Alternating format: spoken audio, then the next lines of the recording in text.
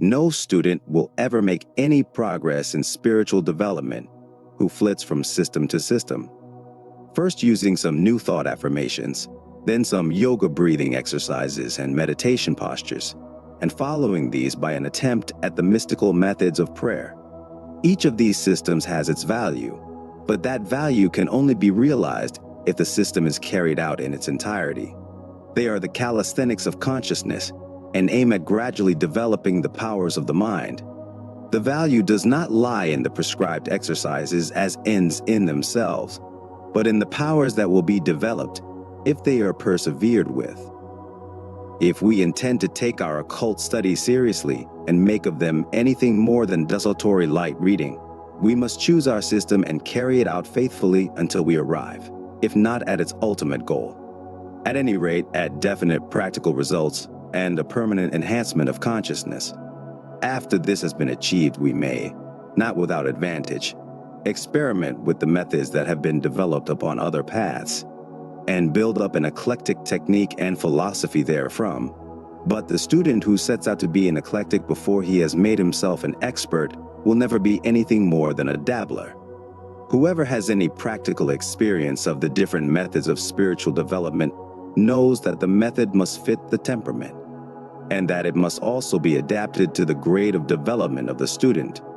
Westerners, especially such as prefer the occult to the mystic path, often come seeking initiation at a stage of spiritual development which an Eastern guru would consider exceedingly immature. Any method that is to be available for the West must have in its lower grades a technique which can be used as a stepping stone by these undeveloped students.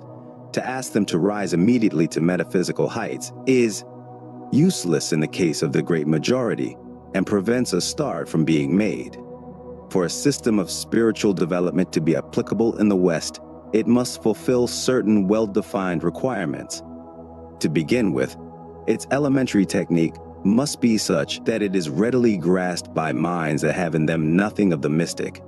Secondly, the forces it brings to bear to stimulate the development of the higher aspects of consciousness must be sufficiently powerful and concentrated to penetrate the relatively dense vehicles of the average Westerner, who makes nothing whatever of subtle vibrations. Thirdly, as few Europeans, following a racial dharma of material development, have either the opportunity or the inclination to lead the life of a recluse, the forces employed must be handled in such a way that they can be made available during the brief periods that the modern man or woman can, at the commencement of the path, snatch from their daily avocations to give to the pursuit. They must, that is to say, be handled by a technique which enables them to be readily concentrated and equally readily dispersed. Because it is not possible to maintain these high psychic tensions while living the hard-driving life of the citizen of a European city, experience proves with unfailing regularity that the methods of psychic development which are effectual and satisfactory for the recluse produce neurotic conditions and breakdowns in the person who pursues them while compelled to endure the strain of modern life. So much the worse for modern life, some may say, and adduce this undeniable fact as an argument for modifying our Western ways of living. Far be it from me to maintain that our civilization is perfect, or that wisdom originated and will die with us. But it appears to me that if our karma, or destiny, has caused us to be incarnated in a body of a certain racial type and temperament, it may be concluded that that is the discipline and experience which the lords of karma consider we need in this incarnation, and that we shall not advance the cause of our evolution by avoiding or evading it. I have seen so many attempts at spiritual development that were simply evasions of life's problems that I am suspicious of any system which involves a breach with the group's soul of the race, nor am I impressed by a dedication to the higher life which manifests itself by peculiarities of clothing and bearing, and by the manner of cutting, or omitting to cut, the hair. True spirituality never advertises itself. The racial dharma of the West is the conquest of dense matter. If this were realized, it would explain many problems in the relationships of West and East. In order that we may conquer dense matter and develop the concrete mind, we are endowed by our racial heritage with a particular type of physical body and nervous system, just as other races are endowed with other types. It is injudicious to apply to one type of psychophysical makeup the developing methods adapted to another. They will either fail to produce adequate results or produce unforeseen and possibly undesirable results. To say, this is not to condemn the Eastern methods, nor decry the Western Constitution, which is as God made it, but to reaffirm the old adage that one man's meat is another man's poison. The Dharma of the West differs from that of the East. Is it therefore desirable to try and implant Eastern ideals in a Westerner? Withdrawal from the earth plane is not his line of progress. The normal, healthy Westerner has no desire to escape from life. His urge is to conquer it and reduce it to order and harmony. It is only the pathological types who long to cease upon the midnight with no pain, to be free from the wheel of birth and death. The normal Western temperament demands life, more life. It is this concentration of life force that the Western occultist seeks in his operations. He does not try to escape from matter into spirit, leaving an unconquered country behind him to get on as best it may. He wants to bring the Godhead down into manhood and make divine law prevail, even in the kingdom of the shades. This is the root motive for the acquisition of occult powers upon the right-hand path, and explains why initiates do not abandon all for the mystic divine union, but cultivate a white magic. It is this white magic, which consists in the application of occult powers to spiritual ends, by means of which a large proportion of the training and development of the Western aspirant is carried out. I have seen something of a good many different systems, and in my opinion, the person who tries to dispense with ceremonial is working at a great disadvantage. Development by meditation alone is a slow process in the West, because the mind stuff upon which it has to work, and the mental atmosphere in which the work has to be done, are very resistant. The only purely meditative school of Western yoga is that of the Quakers, and I think that they would agree that their path is for the few. The Catholic Church combines mantra yoga with its bhakti yoga. It is by means of formula that the occultist selects and concentrates the forces he wishes to work with. These formulas are based upon the Kabalistic Tree of Life, and whatever system he may be working, whether he be assuming the god forms of Egypt or evoking the inspiration of Iacchus with chant and dance, he has the diagram of the tree at the back of his mind. It is in the symbolism of the tree that Western initiates are drilled, and it supplies the essential ground plan of classification to which all other systems can be related. The ray upon which the Western aspirant works has manifested itself through many different cultures and developed a characteristic technique in each. The modern initiate works a synthetic system, sometimes using an Egyptian, a Greek, or even a Druidic method, for different methods are best suited for different purposes and conditions. In all cases, however, the operation he designs is strictly related to the paths of the tree of which he is a master. If he possesses the grade which corresponds to the Sephira Netzach, he can work with the manifestation of the force of that aspect of the Godhead, distinguished by the Kabbalists by the name of Tetragrammaton Elohim, in whatever system he may select. In the Egyptian system, it will be the Isis of nature. In the Greek, Aphrodite. In the Nordic, Freya. In the Druidic, Caradwen. In other words, he possesses the powers of the sphere of Venus in whatever traditional system he may be using. Having attained a grade in one system, he has access to the equivalent grades of all the other systems of his tradition. But although he may use these other systems as occasion serves, experience proves that the Kabbalah supplies the best groundwork and the best system upon which to train a student before he begins to experiment with the pagan systems. The Kabbalah is essentially monotheistic. The potencies it classifies are always regarded as the messengers of God and not his fellow workers. This principle enforces the concept of a centralized government of the cosmos and of the grip of the divine law upon the whole of manifestation, a very necessary principle with which to imbue any student of the arcane forces. It is the purity, sanity, and clarity of the Kabbalistic concepts as resumed in the formula of the Tree of Life, which makes that glyph such an admirable one for the meditations that exalt consciousness and justify us in calling the Kabbalah the yoga of the West. Speaking of the method of the Kabbalah, one of the ancient rabbis says that an angel coming down to earth would have to take on human form in order to converse with men. The curious symbol system known to us as the Tree of Life is an attempt to reduce to diagrammatic form every force and factor in the manifested universe and the soul of man, to correlate them one to another and reveal them spread out as on a map so that the relative positions of each unit can be seen and the relations between them traced. In brief, the Tree of Life is a compendium of science, psychology, philosophy, and theology. The student of the Kabbalah goes to work in exactly the opposite way to the student of natural science. The latter builds up synthetic concepts, the former analyzes abstract concepts. It goes without saying, however, that before a concept can be analyzed, it must first be assembled. Someone must have thought out the principles that are resumed in the symbol, which is the object of meditation of the Kabbalist, who then were the first Kabbalists who built up the whole scheme.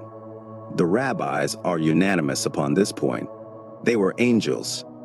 In other words, it was beings of another order of creation than humanity who gave the chosen people their Kabbalah. To the modern mind, this may seem as absurd a statement as the doctrine that babies are found under gooseberry bushes. But if we study the many mystical systems of comparative religion, we find that all the Illuminati are in agreement upon this point. All men and women who have had practical experience of the spiritual life tell us that they are taught by divine beings. We shall be very foolish if we altogether disregard such a cloud of witnesses, especially those of us who never have had any personal experience of the higher states of consciousness. There are some psychologists who will tell us that the angels of the Kabbalists and the gods and manas of other systems are our own repressed complexes. There are others with less limited outlook who will tell us that these divine beings are the latent capacities of our own higher selves. To the devotional mystic, this is not a point of any great moment. He gets his results, and that is all he cares about. But the philosophical mystic, in other words, the occultist, thinks the matter out and arrives at certain conclusions. These conclusions, however, can only be understood when we know what we mean by reality and have a clear line of demarcation between the subjective and the objective. Anyone who is trained in philosophical method knows that this is asking a good deal. The Indian schools of metaphysics have most elaborate and intricate systems of philosophy which attempt to define these ideas and render them thinkable. And though generations of seers have given their lives to the task, the concepts still remain so abstract that it is only after a long course of discipline, called yoga in the East, that the mind is able to apprehend them at all. The Kabbalist goes to work in a different way. He does not attempt to make the mind rise up on the wings of metaphysics into the rarefied air of abstract reality.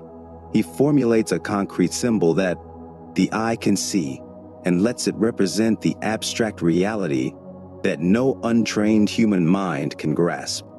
It is exactly the same principle as algebra. Let x represent the unknown quantity, let y represent the half of x, and let z represent something we know. If we begin to experiment with y to find out its relation to z and in what proportions, it soon ceases to be entirely unknown. We have learned something at any rate about it, and if we are sufficiently skillful, we may in the end be able to express y in terms of z, and then we shall begin to understand. 10th, there are a great many symbols that are used as objects of meditation. The cross in Christendom, the god forms in the Egyptian system, phallic symbols in other faiths. These symbols are used by the uninitiated as a means of concentrating the mind and introducing into it certain thoughts, calling up certain associated ideas, and stimulating certain feelings. The initiate, however, uses a symbol system differently. He uses it as an algebra by means of which he will read the secrets of unknown potencies. In other words, He uses the symbol as a means of guiding thought out into the unseen and incomprehensible. And how does he do this? He does it by using a composite symbol. A symbol that is an unattached unit would not serve his purpose. In contemplating such a composite symbol as the Tree of Life, he observes that there are definite relations between its parts. There are some parts of which he knows something. There are others of which he can intuit something, or, more crudely, make a guess, reasoning from first principles. The mind leaps from one known to another known, and in so doing traverses certain distances. Metaphorically speaking, it is like a traveler in the desert who knows the situation of two oases and makes a forced march between them. He would never have dared to push out into the desert from the first oasis if he had not known the location of the second. But at the end of his journey, he not only knows much more about the characteristics of the second oasis, but he has also observed the country lying between them. Thus, making forced marches from oasis to oasis, backward and forwards across the desert, he gradually explores it. Nevertheless, the desert is incapable of supporting life. So it is with the Kabalistic system of notation. The things it renders are unthinkable, and yet the mind, tracking from symbol to symbol, manages to think about them. And although we have to be content to see in a glass darkly, yet we have every reason to hope that ultimately we shall see face to face and know even as we are known. For the human mind grows by exercise, and that which was at first as unthinkable as mathematics to the child who cannot manage his sums finally comes within the range of our realization. By thinking about a thing, we build concepts of it. It is said that thought grew out of language, not language out of thought. What words are to thought, symbols are to intuition. Curious as it may seem, the symbol precedes the elucidation. That is why we declare that the Kabbalah is a growing system, not a historic monument. There is more to be got out of the Kabbalistic symbols today than there was in the time of the old dispensation, because our mental content is richer in ideas. How much more, for instance, does the Sephira Yesod, wherein work the forces of growth and reproduction, mean to the biologist than to the ancient rabbi? Everything that has to do with growth and reproduction is resumed in the sphere of the moon. But this sphere, as represented upon the Tree of Life, is set about with paths leading to other Sephiroth. Therefore, the biological Kabbalist knows that there must be certain definite relationships between the forces subsumed in Yesod and those represented by the symbol S assigned to these paths. Brooding over these symbols, he gets glimpses of relationships that do not reveal themselves when the material aspect of things is considered. And when he comes to work these out in the material of his studies, he finds that therein are hidden important clues. And so upon the tree, one thing leads to another. Explanation of hidden causes arising out of the proportions and relations of the various individual symbols composing this mighty synthetic glyph. Each symbol, moreover, admits of interpretation upon the different planes, and through its astrological associations can be related to the gods of any pantheon, thus opening up vast new fields of implication in which the mind ranges endlessly, symbol leading on to symbol in an unbroken chain of associations, symbol confirming symbol as the many branching threads gather themselves together into a synthetic glyph once more, and each symbol capable of interpretation in terms of whatever plane the mind may be functioning upon. This mighty, all-embracing glyph of the soul of man and of the universe, by virtue of its logical association of symbols, evokes images in the mind, but these images are not randomly evolved, but follow along well-defined association tracks in the universal mind. The symbol of the tree is to the universal mind what the dream is to the individual ego. It is a glyph synthesized from subconsciousness to represent the hidden forces. The universe is really a thought form projected from the mind of God. The Kabbalistic tree might be likened to a dream picture arising from the subconsciousness of God and dramatizing the subconscious content of deity. In other words, if the universe is the conscious end product of the mental activity of the logos, The tree is the symbolic representation of the raw material of the divine consciousness and of the processes whereby the universe came into being.